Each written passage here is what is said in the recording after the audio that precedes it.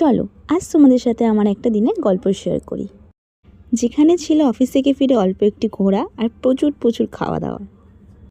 ওই দিন তাড়াতাড়ি অফিস থেকে বেরিয়ে রওনা দিয়েছিলাম বন্ধুর বাড়ির উদ্দেশ্যে।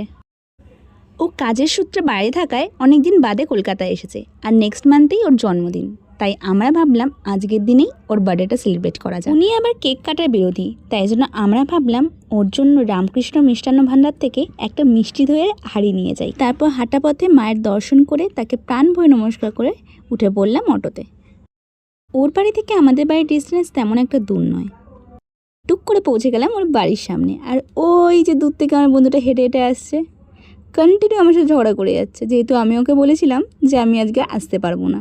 আর দেখো কীরকম ঘুরে চলে গেল, আর আমি এই গেটের সামনে দাঁড়িয়ে ওর বাড়িটা খুঁজে যাচ্ছি। আসলে না, আমার বাইরে থেকে সব বাড়ি সেম লাগে। তারপর কাকিমা আমাকে ভেতরে নিয়ে এলো। তার কিছুক্ষণ পরে দেখি সেও এসে হাজির, আর সে তো কন্টিনিউ ঝগড়া করেই যাচ্ছে, কেন এলি, আসবি না। অ্যান্ড অ্যাটলিস্ট মেয়ের মুখে হাসি ফুটেছে। দেন আস্তে আস্তে বাকি বন্ধুরাও এসে হাজির হয়ে গেছে, আর ইনি তো খুবই খুশি। আর আরেকজন তো, সে তো জানে আমি তো অবশ্যই ভিডিও করব, সেই মুখের ওপর চাপা দিয়ে এসে চুপি চুপি হেঁটে হেঁটে চলে এলেন। তো সবাই মিলে এতদিন পর বসে পড়লাম আড্ডা দিতে। কত গল্প, কত পিএমপিসি, সেটা আমাদের নিজেদের মধ্যেই থাক।